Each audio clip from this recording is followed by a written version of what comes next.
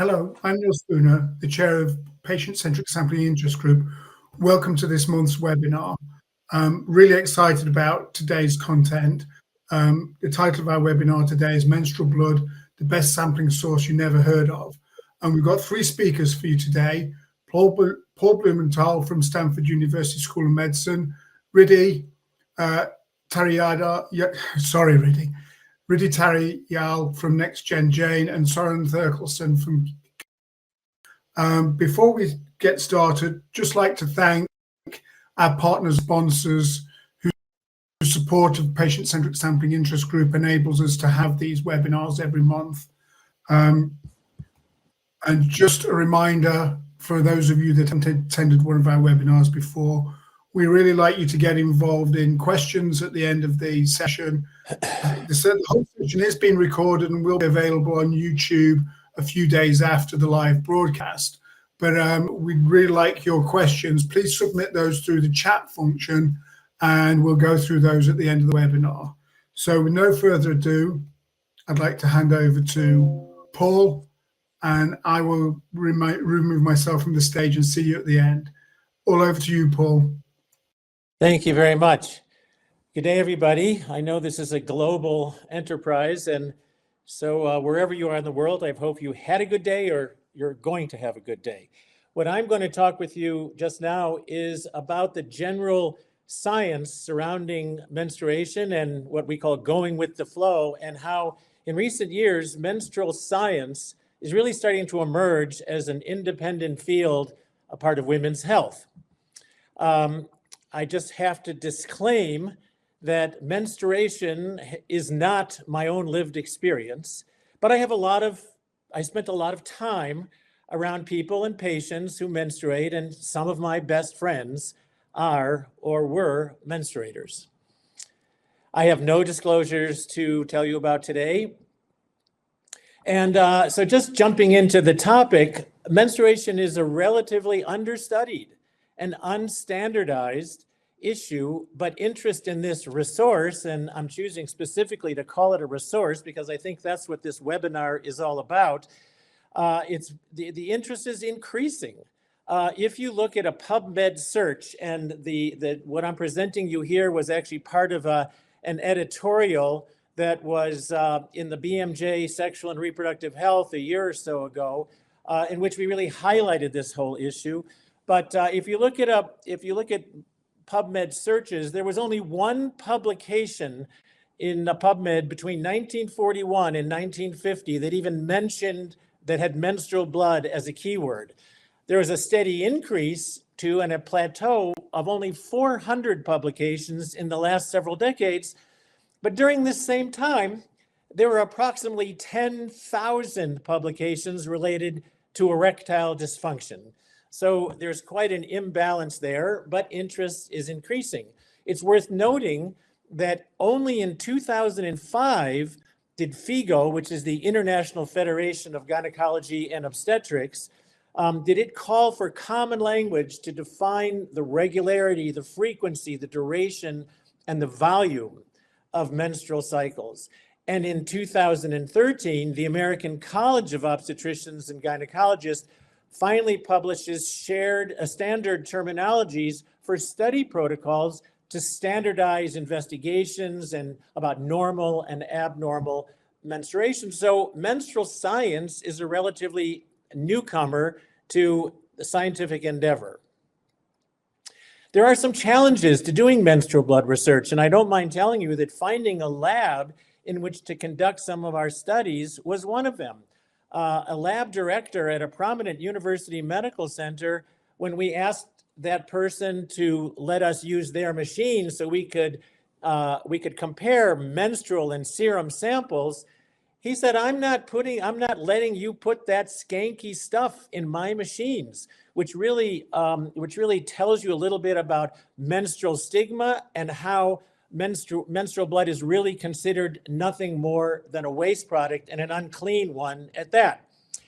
Collecting a sample can also be a challenge. Traditional menstrual cups, tampons, and conventional pads are not conducive to specimen collection or processing. It often requires a specialized collection kit, but we'll have a little bit more to say about that as we move on. Is there a premenopausal population who do not have their period? Yes, and especially in my area, in the Bay Area of California, we have a lot of users of levonorgestrel IUDs and other hormonal products that limit menstruation, but it's actually possible to get them to provide a sample if we really want one. And this is right now about maybe 15% of women of reproductive age.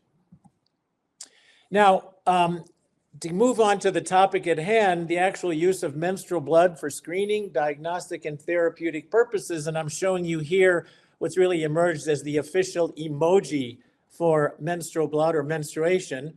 Let's just see what we've been finding out recently. Well, spoiler alert, it turns out that menstrual blood is, wait for it, blood. And more, because it also contains tissue and other serum factors, but it definitely could have utility as such for screening or monitoring conditions such as cervical cancer by assessing HPV, a variety of STIs, including HIV, diabetes and hemoglobin, A1C, which arguably diabetes is also epidemic worldwide. And being able to monitor hemoglobin A1C passively is a big advantage for people who don't want to have to submit a serum sample through a needle stick. Thyroid status can be monitored through menstrual blood, and even hemoglobin. This would really reduce the need for blood draws, and cervical screenings could be more accessible than having to come in and assume the position on a gynecologic exam table, etc. Here's a little question for all of you, and I won't belabor waiting for the answer. For which one of these analytes does menstrual blood not correlate with serum? Well, the only one of these 4 analytes is glucose. And the reason for that is as blood passes through the vaginal canal, the bacteria in the vagina really suck up all the glucose, so that even if you had a serum value of 100, the vaginal or the menstrual glucose value, by the time it reaches a collection device, might only be 5. So the bacteria in the vagina are very efficient, but all these other analytes, cholesterol, hemoglobin, excuse me, FSH, can be monitored through, assessed through menstrual blood. And here you have a comparison from a study we conducted at Stanford, looking at the comparison of various serum and menstrual values, excuse me, of a variety of analytes. And you can see from these graphs, most of these analytes are pretty much bang on. And this includes cortisol, thyroid, TSH rather, a variety of analytes which are basically bang on with menstrual blood. And moving on a little further, oops, sorry, I went too fast. This is just another high concordance of blood in terms of a variety of hormonal analytes. And you can see again that these curves have very high correlation coefficients, indicating a direct relationship between menstrual blood and serum. But more than that, you can see that the sample is very stable, and we get about 2 weeks of sample stability using a menstrual pad as a collection device and a dried blood spot on a Q strip as part of the Q pad.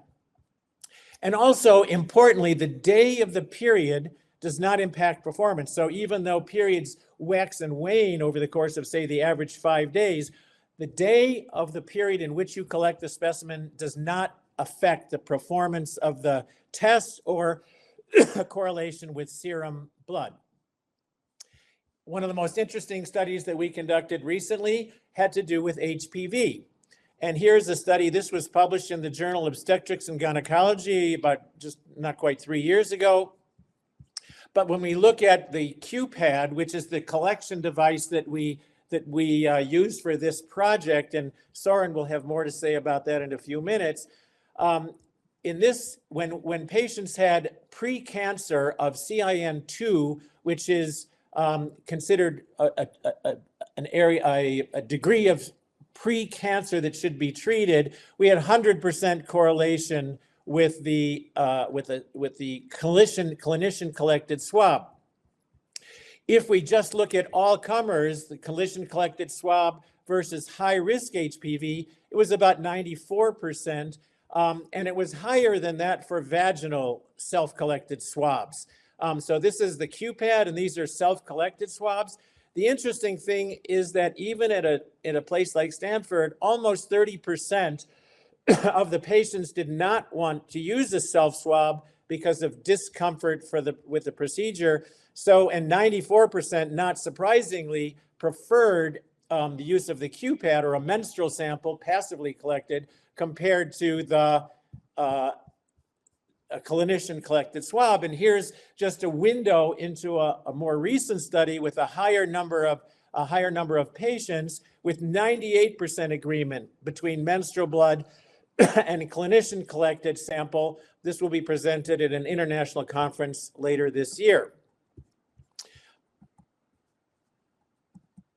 I need to emphasize that this work is not just limited to the US or perhaps even the UK, but actually is a worldwide phenomenon right now. And you can see that there are a number of other groups ranging from Hong Kong and China to India to Italy who are all working on, and this is specifically relating to HPV, with relatively high rates of correlation between a clinician collected swab or a vaginal tampon or the QPAD. So I think this shows great promise for menstrual blood collection as a part of clinical processes.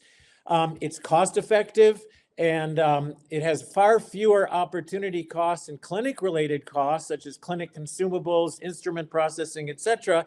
And something we won't be able to really discuss today, but it really converts the conventional exploration visit into a solutions visit, because if I submit my menstrual sample ahead of my visit, then by the time I get there, it's already, the provider knows everything they need to know. So the next steps are really, we need behavior change. There's very high acceptability to this approach, but can we change clinician behavior? Will pharmaceutical companies see the opportunity, and can policymakers be motivated to use data to make decisions?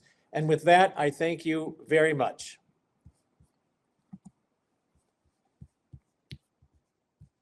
Thank you, Paul. And I hope I'm going through. I'm going to start my talk to discuss a little bit about the various collection methods that's associated with menstrual blood and the inherent variability that's associated with collecting it. And so first, we need to accept that a woman only menstruates for an average of 5 days during a cycle. And that gives you a relatively short amount of time to collect your sample. And when you are collecting your sample, you need to accept that menstruation happens anywhere and anyway.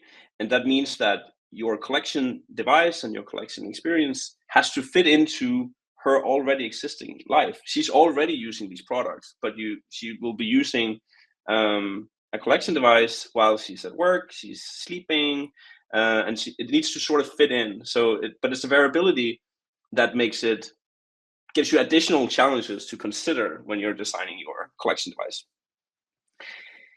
In menstruation, the goal in general for a female is to try and avoid having the sample get everywhere. And so they, generally speaking, use two types of products. There is one type of product, like tampons and menstrual cups, which is inserted vaginally to prevent the sample from exiting the vagina, and then is removed usually in the bathroom later. And then you have another category of devices which sits externally to the vagina and collects the sample there. These products are often used in a mix. That means that women may prefer one device or one collection experience, but they often jump between different devices depending on the strength of their flow. So menstrual flow, how much sample is actually there. And in the clinical world, we'll say, if a woman bleeds less than 80 milliliters during her period, it's considered normal flow. This is the case for something like 85% of women, or 80%, something around there, has what's considered normal flow. If you have more than 80 milliliters, you're considered a heavy menstrual bleeder, and the amount of blood that comes about, or a sample that comes about, can be quite extensive. It can go up to 200 milliliters. So, and why is that? Like, there's probably a whole host of reasons related to gynecological disorders that represent the underlying conditions that creates all this sample. And for a female, when she's going through this experience, she uses different products, and she changes them at various times. On average, she switches products 15 times during her cycle. But when you're collecting the sample, you really need to only succeed once. So in the menstrual science world, you're not trying to capture every sample of menstrual blood coming about. You're trying to capture one good sample. And the optimal time to collect that sample is when the flow is the highest, usually on day 1, 2, or 3. So with that, I will start talking a little bit about Qvin, and a company that I founded with my co-founder, Dr. Søren Therkelsen, about 10 years ago.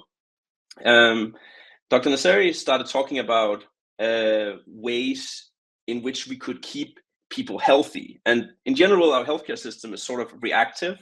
You go to the doctor when you have an issue.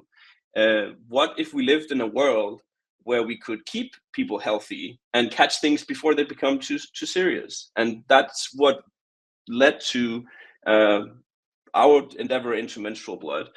We evaluated for a long time how to do it.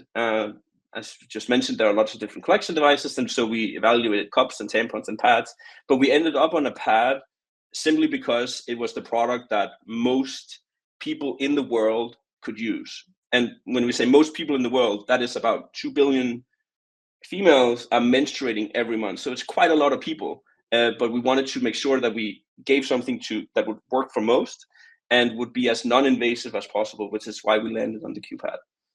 I'll try and see if I can get a video to play to try and show you the device and walk through the user experience.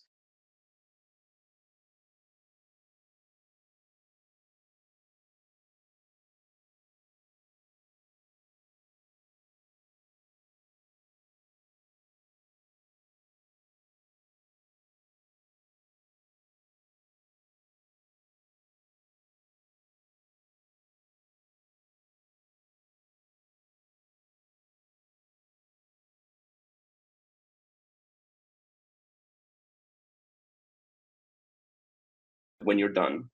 And so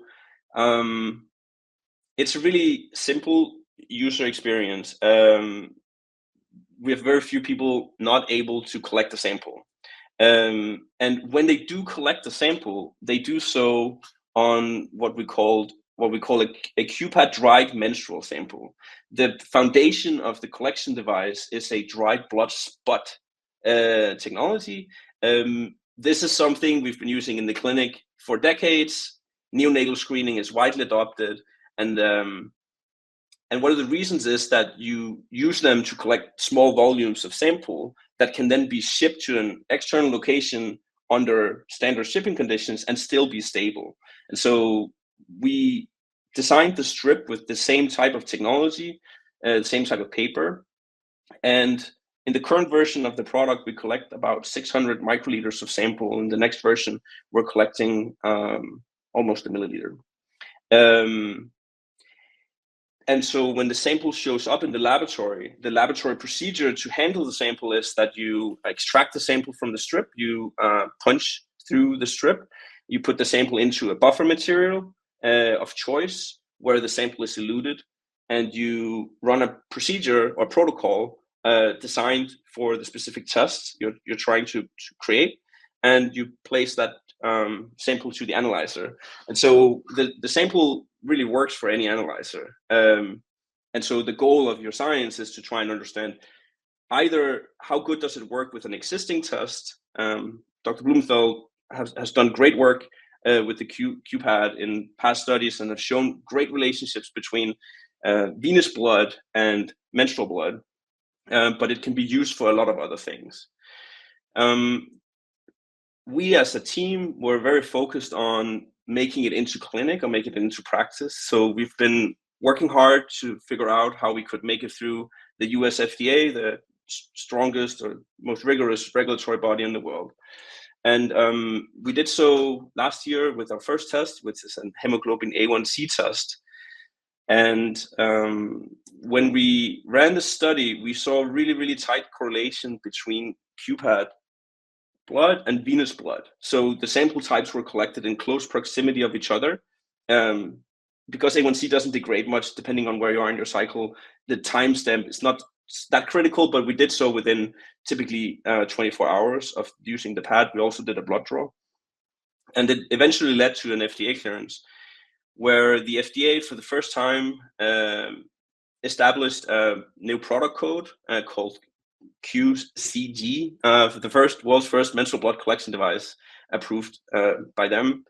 And one of the milestones that came with it was we received an over-the-counter clearance, which means you can get the product, you can use the product without prescription, and which is really also an opportunity because every other way of collecting sample usually requires assistance by medical professionals to collect a venipuncture or collect a pap smear or similar. It requires someone else to do it. But here you can do it on your own, and now you can also get it for yourself. So we talk a lot about empowering women to capture information and learn more about themselves on their own initiative.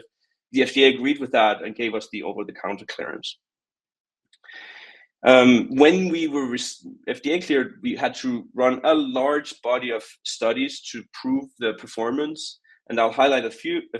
The matrix equivalency study was key.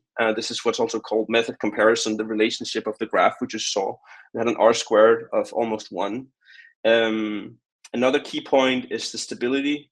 We were cleared with 28 days sample stability, which means that from the point of collection until generating the result, it's accurate for up to 28 days. Compare that to a venipuncture or most other blood samples. Stability is usually within the days, and it has to be kept at a specific temperature. And so that adds a lot of cost to your test. And so, yeah, this is one of the advantages. The other thing I'll mention is the usability study. 97.5% of users were able to collect a sample in their first attempt.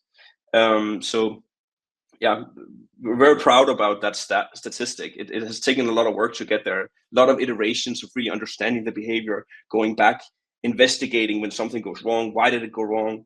The oval on top of the pad is an example of that. A really clear user instruction of when you've completed your collection was key for our performance. Menstrual blood, as has been highlighted, is really rich in information. Billions of women are experiencing menstruation every month, and a wide range of conditions can be researched and understood, and tests can be developed. We spend a lot of time in blood, as mentioned, but also high-risk HPV for cervical cancer screening. We're spending a lot of time in sexual transmitted infections. This will replace procedures which are super invasive. Going in can be scary for some and can be a prohibitor for even getting tested. But having your period is not. And so that's why we're focusing on the STI space. We've also looked into gynecological conditions at large. There are lots of gynecological conditions which lack diagnostics altogether.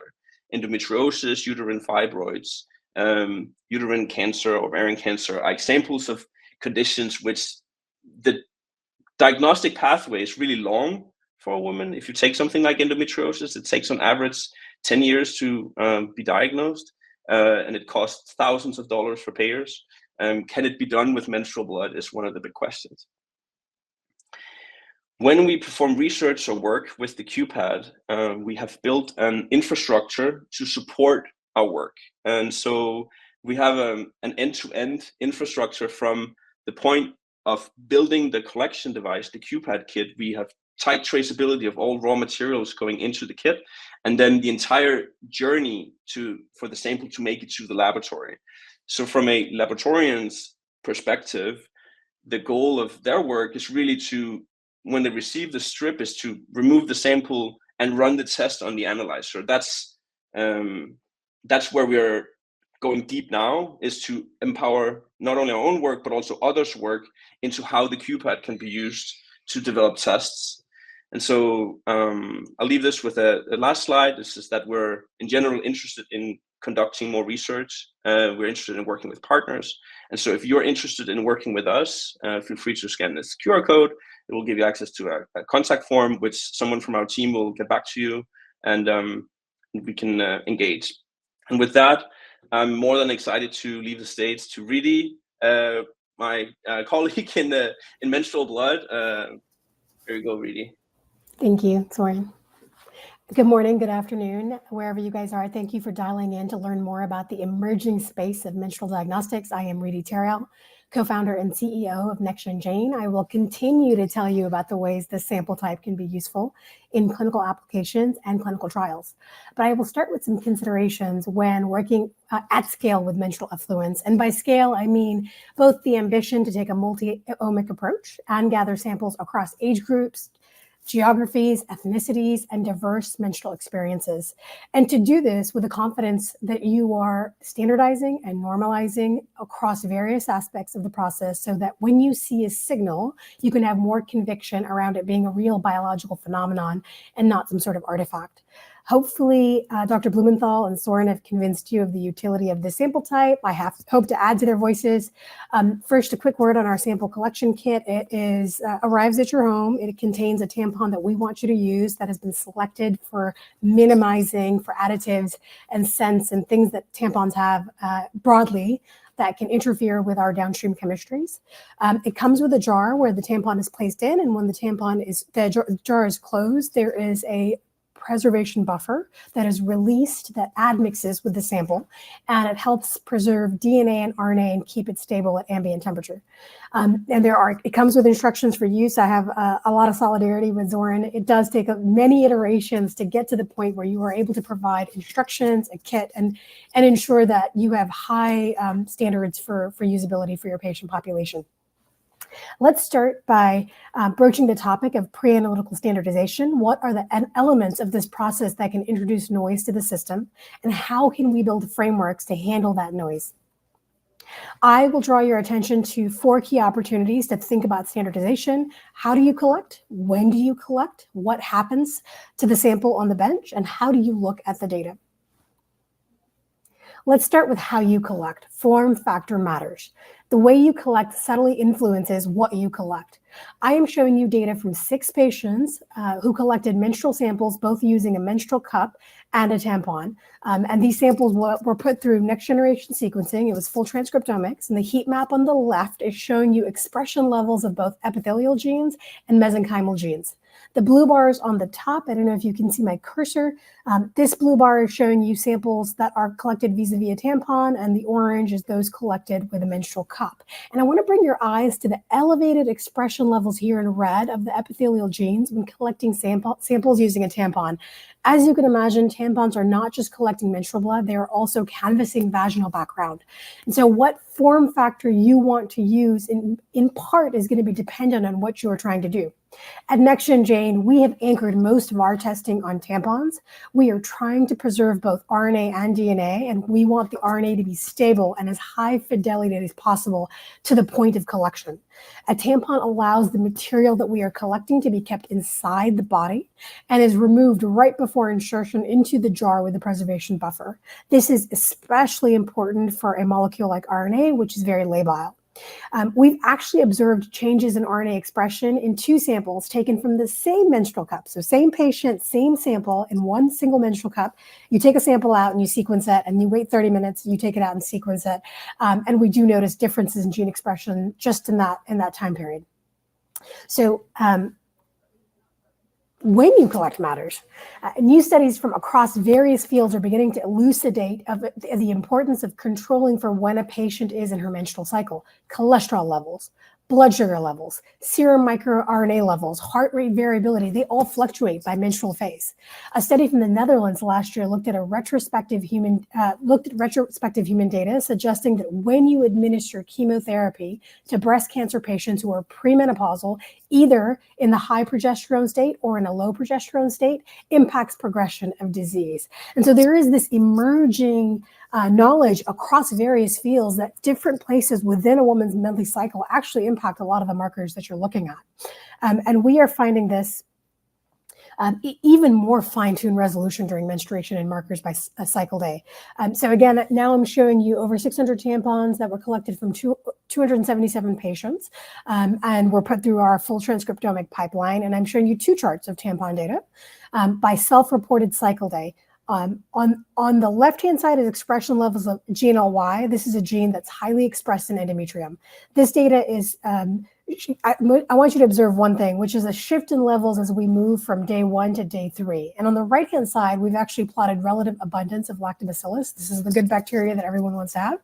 And this is also same data set plotted by day. And you can see that there are levels changing as we progress through the menstrual cycle. As you can imagine, there's this rapid set of processes that take place during menstruation as we move from tissue breakdown to tissue regrowth. It's fascinating to observe the changes in expression profile and microbiome profiles as people move through this transition. Okay, so then now how you process this sample type actually matters as well. This is maybe most evident in the case of single cell sequencing in menstrual blood. There's a series of really great studies coming out looking at single cell sequencing from menstrual samples. And we know that the current single cell sequencing methods filter out cells that are larger than 25 micron. And this means that many of the cells that are part of the menstrual milieu and informative of what's happening in a person's body are missed altogether or underrepresented. I'm picking on size, but single cell sequencing experiments also usually don't have good representation of neutrophils, which are very fragile and don't survive the pre-processing step in these experiments. And neutrophils are key, not only in menstrual initiation, but also important in understanding diseases such as endometriosis. Finally, I'm going to show you an example of why it's really critical to normalize for key variables downstream and how it's important to making sense of the data. Here I'm showing you a heat map of cells collected at various points in a person's cycle from when they were in their heaviest flow, so most uterine lining shed, all the way to we ask patients to collect samples when they're not even menstruating. And this gives us a really nice reference point for some of the elements that the cervical vaginal background introduces when using a tampon. We've actually labeled the set of genes that are most highly expressed when the tampon is provided during their heaviest flow day as axis 5 on the left-hand side. I don't know if you can see my cursor. And the genes that are most highly expressed when we collect during non-menstruation on the right-hand side is axis 3. We created this framework of axis 5 and axis 3, and axis 5 being more uterine-like and axis 3 being more cervical vaginal-like, because tissue differentiation can be the biggest driver of variability between two samples. And so if you're collecting mostly uterine tissue from a cohort 1 and many light tampons from a cohort 2, and you compare the two because you're looking for, again, a genomic difference between two disease states, and you clearly see a difference in expression levels between the cohorts, that could be due not to have anything to do with the disease state, but merely be a reflection in the tissue type that you happen to be looking at and happen to collect from these two cohorts. It is only by understanding these variables that are natural in menstrual dynamics and inherent in menstrual data that we can create a framework to parse out noise from signal. So what are some of the use cases for this data? And I'll quickly walk you through 4, and I'm happy to answer questions about any in particular that you want to double click on during the Q&A. But this data is all from our internal NextGen Jane experiments. So as I have mentioned, we have done DNA sequencing, RNA sequencing. We've actually done 16S sequencing, methylation arrays, full exome sequencing, and been really exhaustive in the types of data that you could begin to learn from if you were looking at this sample type. So first, I'm showing you menstrual blood, really its utility in allowing you to do, mundane genetic testing. So anything you could get from a whole blood sample. And what we set out to do was prove equivalency between menstrual blood and venous blood. And so the chart on the left-hand side is showing you the concordance. These are samples from 12 patients. These 12 patients had both a traditional venous venipuncture, gave us whole blood, which was processed and put through an exome sequencing pipeline, as well as menstrual blood collected using our tampon collections kit, put through the same exact exome sequencing pipeline. And you can see that the call concordance of SNVs is really high when you compare menstrual blood to venous blood. We did look also at venous blood and cervical vaginal background. And again, this is just a tampon worn when someone is not necessarily menstruating. And there's still a high concordance, though it does not perform as well as menstrual blood does. On the right-hand side, we actually sent in 4 individuals with known mutations that would be picked up in any typical carrier screening test that they might run. And in menstrual blood, we were able to call, every single mutation from all exactly these 4 patients. Here what we're showing you is DI score, which is like a TIN if you're familiar with transcript integrity score of tampons that were kept in buffer for varying duration. There is little variability in degradation by how long the tampon spent in transit or pre-processing. And so on the bottom, you'll see these are tampons that were in buffer for 1 to 3 days, 4 to 6, and onwards to even 16 and greater. And we really wanted to establish this because we send the patients the kit, they use it, and then the tampon could sit on their desk for like 2 days before they mail it in, or it may get stuck in USPS, or reaches our queue and it sits in our processing pipeline. And so we just wanted to make sure and establish that we were getting sort of the same sort of fidelity in degradation, independent of how long that tampon sat in buffer. Finally, this is a chart showing you metatranscriptomic information. And so, as I mentioned, we do unbiased RNA-seq. And so we are able to not only establish 20,000 gene expression profiles for the host, but we also look at full metatranscriptomics, meaning the activity level of all the bacteria and pathogens in these samples. What we're particularly showing is Borrelia burgdorferi, and it is a type of bacteria that is known to be causative of Lyme disease. There's actually some really interesting research, really recent research that's coming out that is exploring whether the bacteria that causes Lyme can live in the uterus of women and may be, indicative of why so many women have chronic Lyme when compared to men. And so we took a look in our data, and we're displaying the data by state. It's a little tiny, so you may not be able to see, but that x-axis is broken out by state. And we did this in particular because region is relevant when you're thinking about tick-borne diseases. We've also colored the bee swarm dots by season, again, because it is relevant to tick-borne diseases. And you can see that we are indeed finding considerable levels of Borrelia burgdorferi in this sample type across our patient population. The final thing I'm going to talk about, and I'm actually going to spend 3 slides on this, is specifically there's a tipping point happening for alternative approaches to drug testing. Over 90% of drugs that work in animal models actually don't go on to FDA approval. The trope is that every disease known to man has already been cured in mice. Those drugs just don't work on man. And further, even after clinical trials, these drugs are often not optimized for women. We know that there's a report that GAO did in 2001 that looked at drugs that have been pulled from market since 1997, and 8 of the 10 drugs that have been pulled proposed greater health risks for women. And so there is this appetite at FDA for new approach methodologies that are more human relevant and could maybe reduce costs and get better drugs to market for patients. And we are absolutely really happy about that move. We think that menstrual preclinical assays, we call them ex vivo, so that they are not in vitro and they're not in vivo, but they're the closest you can get. They're like patient-derived cells. We can collect them. This is an area where we actually use menstrual cups to collect these cells and begin to evaluate how a compound might affect humans. And so one of the things that we do is we actually take menstrual samples from, for example, patients with dysmenorrhea or patients who have known endometriosis. They had a diagnostic lack, they did not have it treated. And we collected a menstrual cup, we parse it out, aliquot it out, we introduce a vehicle with no drug, and then we actually evaluate compounds at varying conditions, different concentrations, different times, and then process it all through our pipeline and are able to develop co-expressed gene modules, which are representative of cell activity, and evaluate how different drugs are impacting the same sample type from patients who have a condition, and where we see appreciable and significant shift, whether it is downregulation or upregulation in particular cellular activity. And the intent is, one is this could be informative and useful when PIs are thinking about mechanism of action. But second, if you are to find a reliable, predictable, reproducible signal in this RNA sequence shifts when you introduce a drug in this patient's cells, could you actually then use that, move this assay from preclinical to clinical?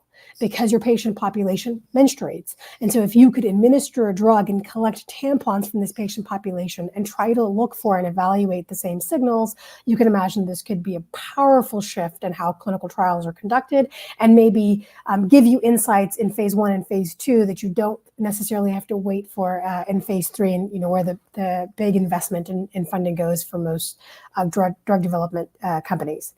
So I hope I've given you a taste of all of the really exciting things that are possible with menstrual blood. And like Søren, you can reach me at Ridhi@nextgenjane.com. That's RIDHI. I really welcome the opportunity.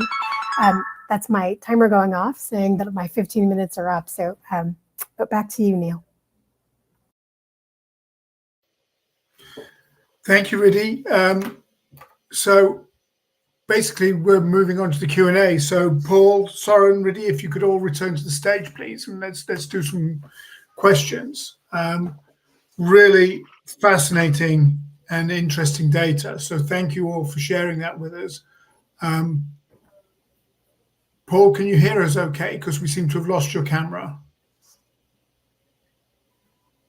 Okay, hopefully we get Paul back. I can hear. Okay, good. And we can hear you as well, Paul. Okay, so we have a question in here from Emily.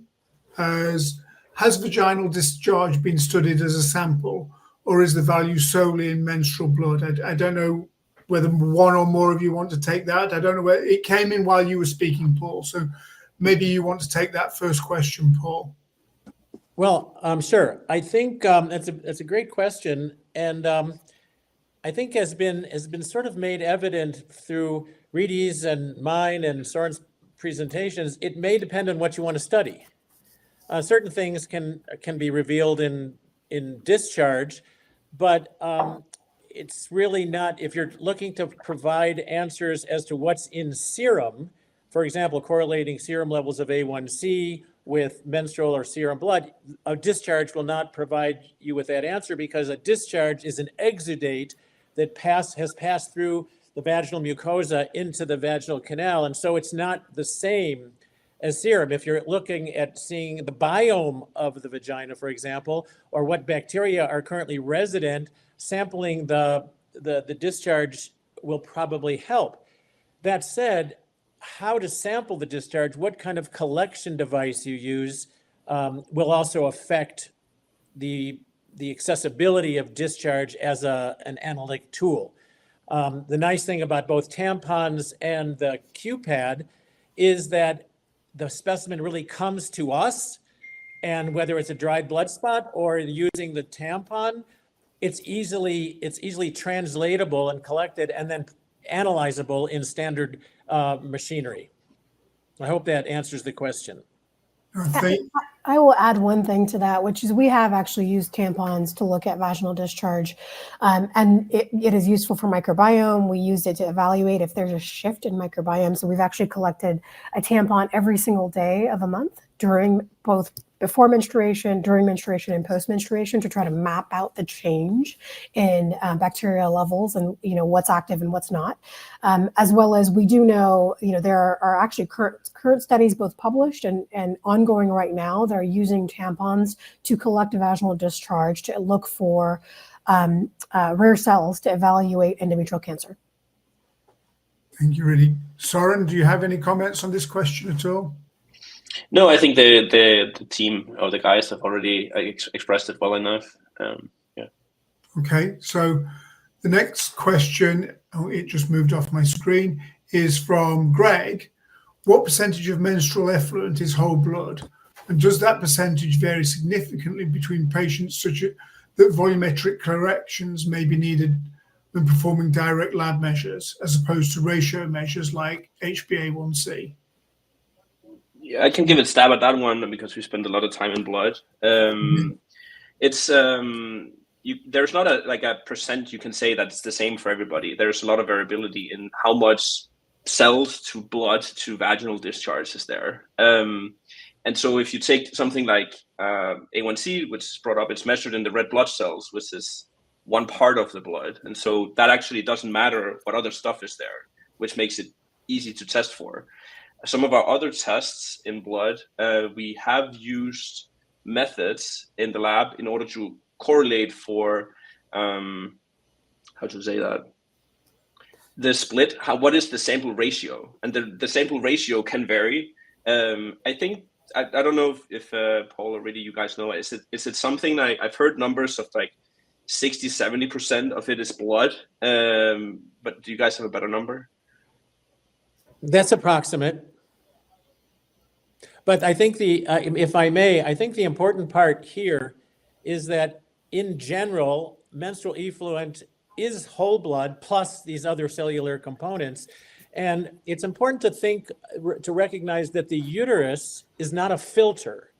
It's almost as if the uterus is an open vein. It might sound a little strange, but the uterus is not filtering anything out. It's just a pass-through.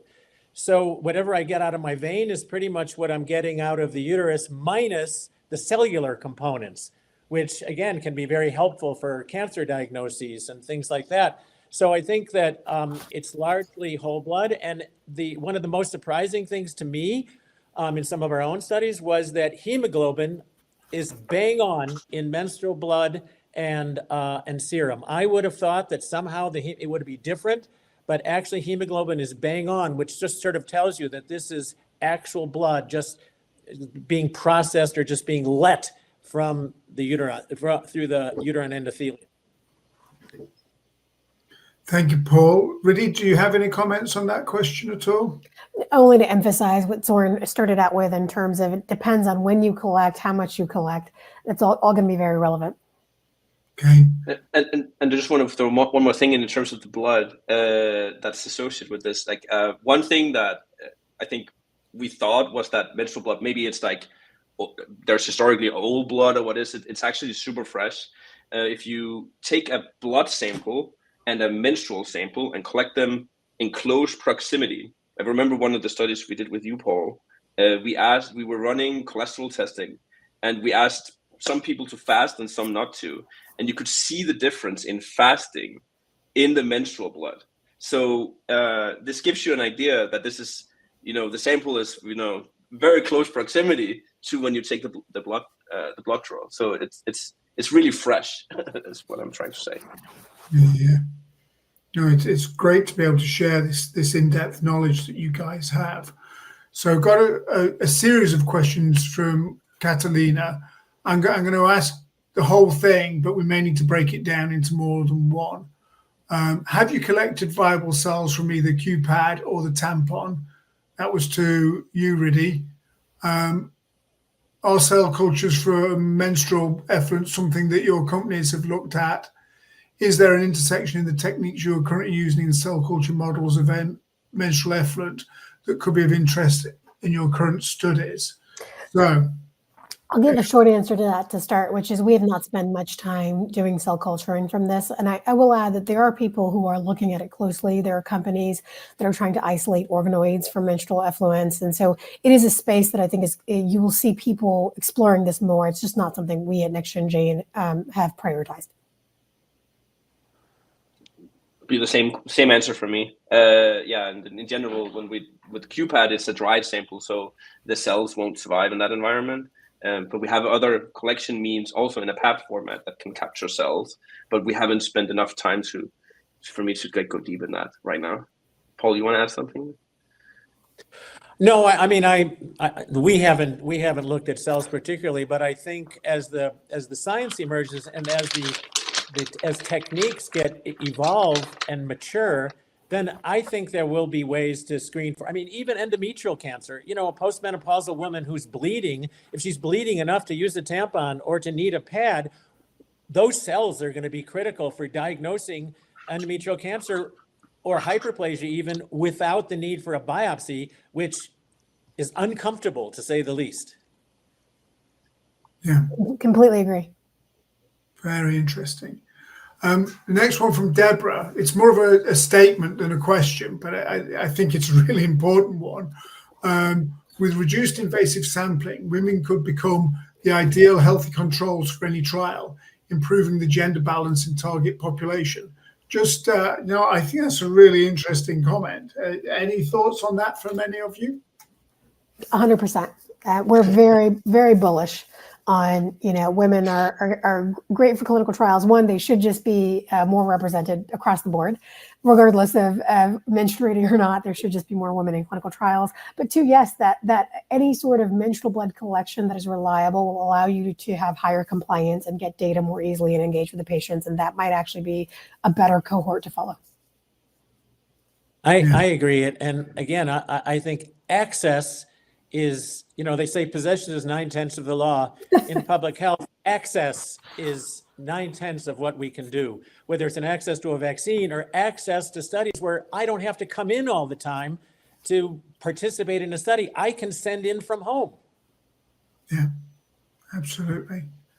Hannah's question, using a tampon, can you isolate the different parts of the blood, such as MMCs, which would be PBMCs in peripheral blood compared to collection via menstrual cups? I think we have in early experiments tried to isolate and spin down and, isolate PBMCs from tampons. But it's as soon as we move down the path of lysing the cells and just doing RNA and DNA sequencing, that was no longer a priority. So we have not compared isolating PBMCs from menstrual cups to tampons. That's a great question, though. Paul, Søren, any responses at all? I'm good. Not specifically on tampon. No. Okay. Just one additional question, unless anything else comes in online, because we're kind of running out of time here. Are there any particular regulatory challenges that you face when going forward, or regulatory, analytical, whatever, that's different from blood or saliva or whatever? Are there particular challenges, and how have you overcome them? And this, as Paul said at the beginning, very few publications in this area, a lot less knowledge than a lot of other areas. So does that present difficulties in moving forward with this very important research? Søren, I'm going to let you take this. I feel like you have the most experience. I've spent a lot of time on regulatory. I mean, the root of it is that the regulatory bodies don't have experience with menstruation, just as the rest of the world don't really know how to look at it from a scientific perspective. So our experience of interacting with, in this case, the US FDA, has been one of education, more of one that was, we sort of had to educate them. It was surprising the amount of times where we had to, like, even on standard biological questions about what menstruation is and how it works, where it would be like, you clearly do not work with menstruation. Another one core piece of from a regulatory perspective is risk mitigation. And so the foundational aspect is your hazard analysis, both from a medical device, but also from your test. And your hazard analysis needs to be super deep. You really have to account for every impossible thing that can happen. The FDA will keep asking, and so you need to keep asking yourself questions. And I remember in particular, interference was one that was a tough one to crack. What is considered interferent? How many products? Which products? How do you measure? What's your protocol? That was more than one meeting to come to some agreement there. But then ultimately, I mean, I think the regulatory bodies have been very open. I feel like they want this. They see this as an opportunity. So I view them as like a partner, and even though we have to educate them on what it is, they are an important partner because they protect safety. And so I think companies like ours and Ridhi's, like we take regulatory super serious. It's challenging, but it's possible to go through it. I think I'm just going to chime in briefly. I think that even as, for example, when we were working with HPV and we wanted to show a correlation between HPV and a sample collected directly from the cervix or a self swab, which is sort of vaginal in general. The issue is here that using a menstrual effluent, this is not a new test. This is just a new collection approach. And I think that's the part where we have to convince the regulatory authorities, this is not a brand new test for HPV. It's the same test we're using now, just a different source. And once we understand that menstrual blood is blood, and it's a replicable picture of what's going on in the circulation or even in the cervical milieu, that's half the battle. These are not new tests. It's just a different collection approach. I will triple emphasize what Paul just said, and also say that the vignette that they shared in the beginning about labs being like grossed out and saying I don't want to run it. That attitude is changing, and that will help. We now regularly get inbound from investigators saying, I've always wanted to look at menstrual blood, but never just knew how. There's not like a standardized collection way. Can I use your collection device? And so the more you hear investigators step up and express a desire, the more you will see everything sort of morph, right? The FDA will have to listen to say, well, this is something that can be useful broadly. Yeah, it's, the evolution of useful things, or what was the tipping point? Once we get to a point where people say this is normalized, I think we're going to be in good shape. Just a last question from Deborah here.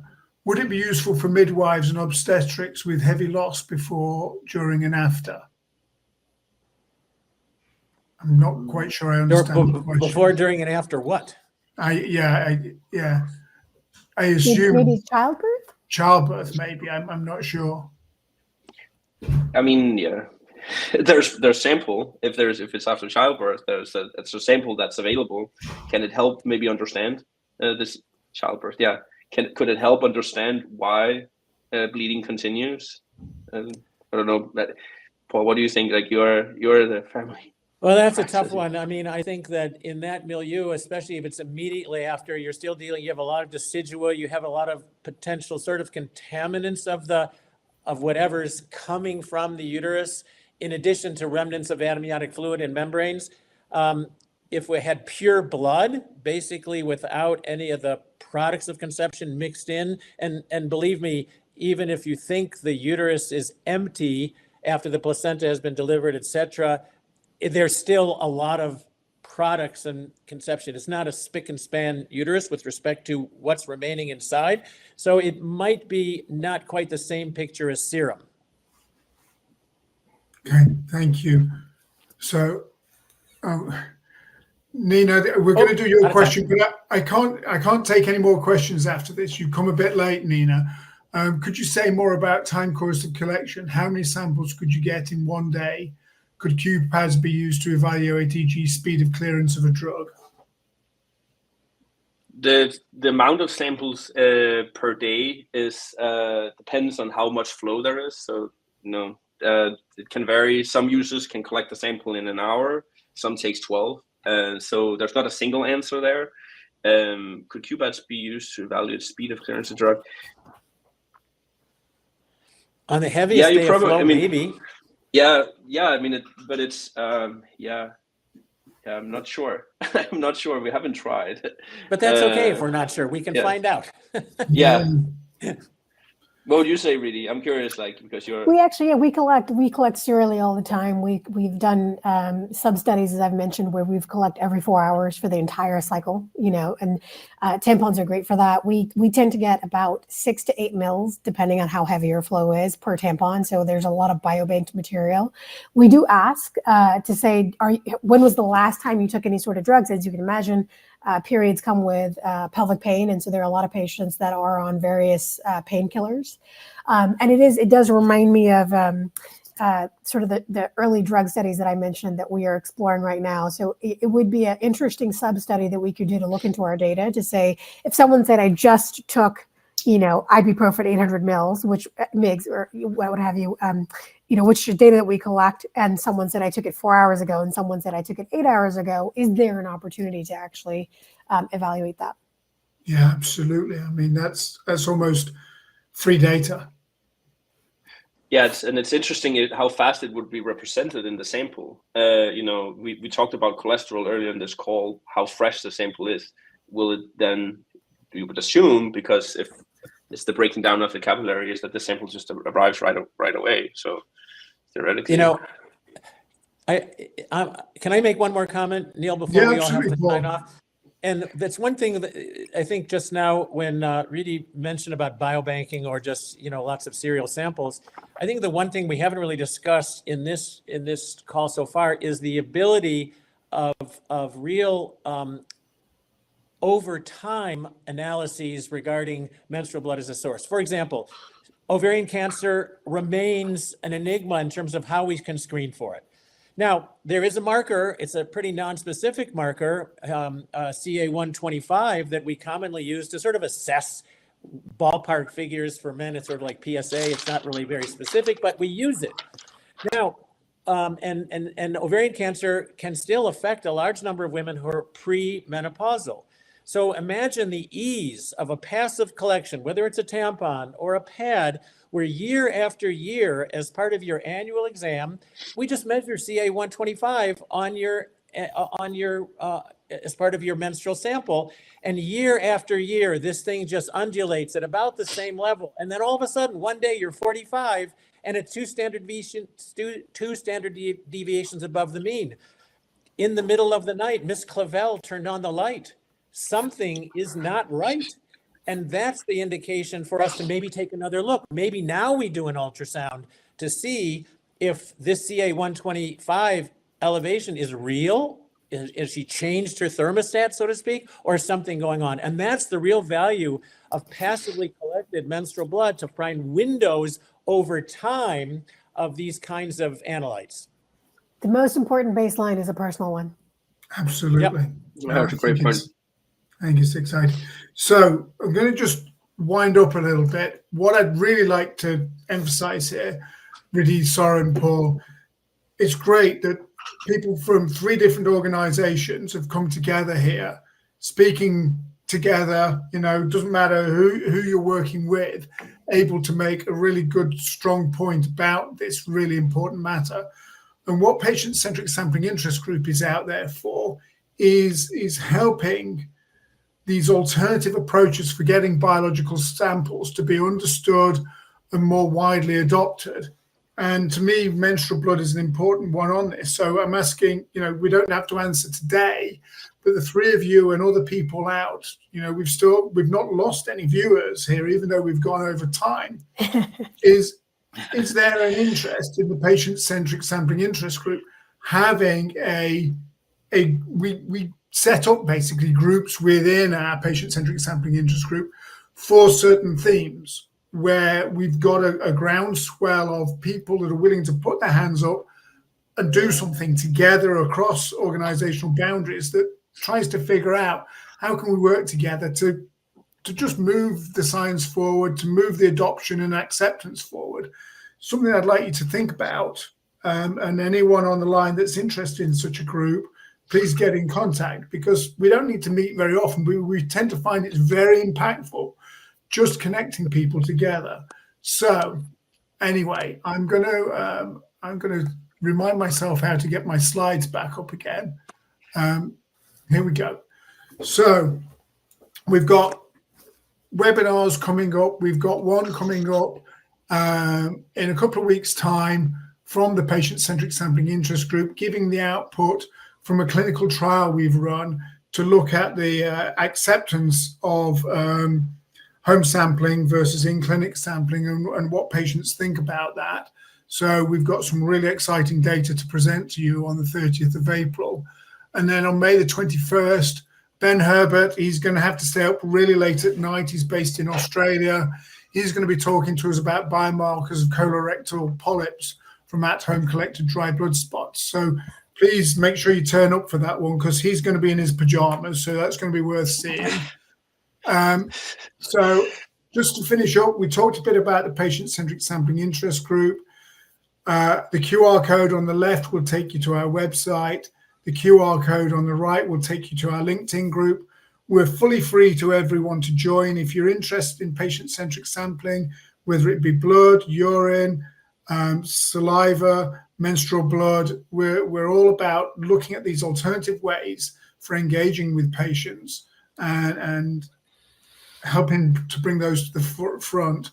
Just like to finish with thanking again our sponsors who enable patient-centric sampling interest group to do what we do, to have these monthly webinars.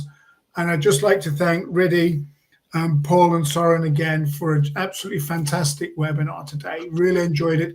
And thank all our attendees for such great questions and your attendance. And the video will be up on YouTube, hopefully after we have a long weekend here in the UK, but hopefully early next week we'll have the video go live.